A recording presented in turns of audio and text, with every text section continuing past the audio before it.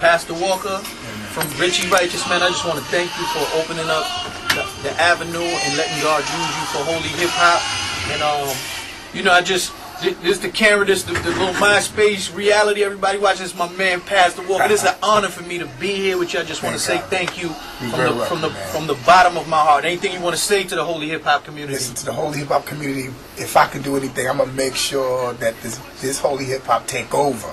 We're here to take over and make sure that everybody know that Jesus is Lord. There you go. There you go. Pastor, thank you so much, man, for all these years of ministry. You've been an inspiration. We love you and respect you. And you keep doing what you're doing, man. Amen. Thank you. The struggle is over. The struggle is certainly over. And of course, you know that was You for Christ. And that's a powerful song. The struggle is certainly over. And before that, of course, Vanessa Bell with the Denied Stone. The Denied Stone, Vanessa Bell Armstrong. Well, guess what, y'all? It is time for the after school holy hip hop gospel rap showdown, y'all. Yeah. We got a major surprise for you today. Brother Ron is up here with us today. In the building, I'm here. What's up, Pastor? We're having a wonderful time. And guess what? Guess who signed the guest with today? Guess who signed the Yes List Young People? Guess who signed the guest with today? I'm excited. Come on. My man. Let the cat out the bag. My man. Y'all ready? RichieRighteous in the building. RichieRighteous. RichieRighteous is here, and we are certainly happy to have him up here today. Richie, it's good to have you, man. It's good to be here, Pastor. Listen, man. First of all, I just want to thank you so much for even opening this door. On behalf of all the gospel rappers out there, New York finally got somebody who stepped up to the primetime hours and say we're going to play holy hip hop. That's right. I just want from the bottom of the heart, you know what I mean, from the whole hip hop community, we want to thank you so much. Yeah, appreciate being up here. Yeah. New York, I'm in the building, you know what I mean? That's it. Whatever you do, don't flip this channel. That's right, don't flip it. RichieRighteous, baby. Yes, sir. Hey, you. Yes, sir.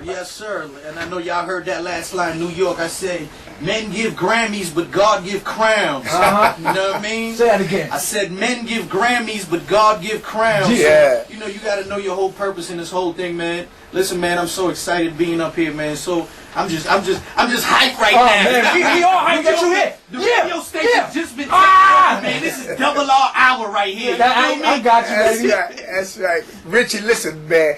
Tell us about your ministry, man. Give us something about your ministry. Hey, man, well, you know, I started rhyming. I'm from Queens, New York, of course, and I started rhyming at a very young age for the Lord. The Lord is I got a bugged out testimony, man, because God allowed me to do a lot of wild things in my life. I'm a preacher's kid, and I've done a lot of things that you're not supposed to do growing up in a church home. But the one thing God always kept his hands on was my gift. I used to be in high schools and stuff and used to write my little battle rhymes and go to school to try to spit it and, you know, ready to eat a cat out when I'm about to spit my rhyme. But every time I would go, I would freeze up because it was almost like God said, I'm not going to let anybody touch this gift. So I'm not a secular rapper who just got saved and started rhyming for the Lord. I started gospel, and I intend to finish gospel. That's it. You know what I'm saying? And Double R Ministries is the thing that I got. First, I started with the idea of trying to start my little own gospel label, gospel rap label, and then the Lord said, label just limits you to music alone. And so there's so much more to what I do, man. Like we were talking off here, I preach, I go out and speak, go to prisons and all that. And I said, well, make it bigger than just a label. Make it a whole ministry thing that you do. And the Lord has just been blessing. Like I said, I'm a preacher's kid. My testimony goes a long way. I watched my dad die in front of me when I was 18 of a heart attack. When he passed away, I doubted God's existence. Went on to get a girl pregnant in the church and try to get her to abort the baby. But listen, y'all. I'm alive today and well. The baby is not aborted. Yes, He's Lord. 7 years old today. Wow. He's in the house. I went on to marry that woman. I don't have a baby mama. I got a wife. You know what I'm saying? So ladies out there, you're listening. You're more than just a baby mama. That's right. You prepare yourself and gear yourself rightly. You know what I mean? And God has just been blessing. She's my wife today. God blessed us with a beautiful ministry. And we just want to let the world know that yes, there's money to get. Yes, there's fame. Yes, there's all these things you could get out there. But at the end of all of that, you know, it's like the Jesus said the parable, the man who built barns, broke his barns down, built bigger ones, and fill them, and then at the end of it, Jesus said, the master came and said, tonight your soul is Tonight required. your soul is required. So you could get money, you could get all that, and it's all good.